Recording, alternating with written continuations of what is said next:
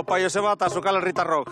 Gaur etorri gara Orozkora, San Miguel Baselizara, Beraz auzoan, eta etorri gara itzikitera ekinozioaz. Hau da, uda eta udazkenaren arteko garai hoietaz. Eta hor, hainbat ohitura ere badugu, eta berehala kontatuko dizuegu.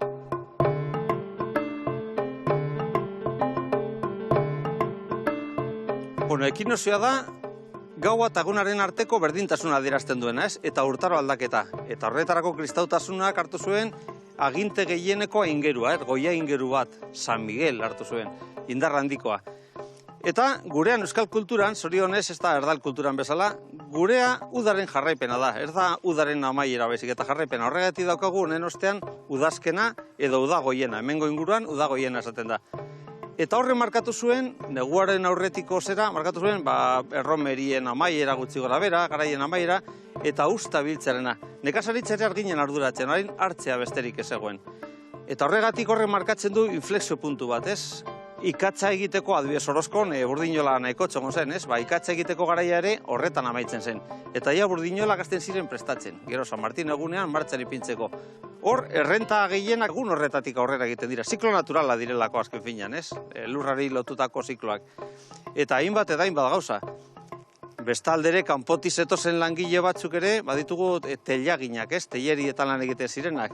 Egun horretaraino lan egiten zuten. Tortzen ziren Maiatza aldean, San Isidro garaian, eta udako partez egiten zuen gauza guztiak, eta San Miguelen amaitu. Eta badago beste gauza bat, Orozkoko ekonomiarako oso importantea dena, bada gaztainak. Gaztainak hemen Orozkon esportatu ziren Europa osora. Egun honetatik, San Miguel egunetik aurrera, hartu izaten ziren. Domu Santu eguneraino, ez? Eta ikusi ezazu ze helako ingurune polita dugun, ez? Mendiz beteta dago dena, hor hartzaintzak garrantzi handia esan zuelako. Eta hartzaintzarako ere bazen goian egotaren abizua. Hortik aurrera guraldi txarra bazetorren, bera egin bazen. Eta gainera, ahariak eramaten ziren, aurreko hilabetean jaisten ziren bera, eta egotzen ziren San Miguel egunean goiko larretara, goiko txaboletara, aurdunesteko ardi guztiak. Horrela jaioko ziren arkume guztiak, 5 hilabeteko ardunaldia dutelako, martxoaren hasieran egongo ziren arkume guztiak. Eta bestetik ere badugu, erroten kontua. Errota gehienak hemen ere, San Miguelerako prestatzen ziren, eta lokatzen zirenak eta rentar zeudenak ere, egun horretarako garbitu behar zituzten ubide guztia makinaria martxan ipini, eta errotak hasiko ziren udako neguko urekin, bueltak ematen, irina egiteko. Eta bueltak ematen ere gonda mendeetan hemengo historia. Hemengo historia autoritateak, alkateak ere aukeratzen zirelako, Euskal Herriko leku gehienetan, alkateak ere aukeratzen ziren San Miguel egunean. Joango gara zehatzago kontatzera.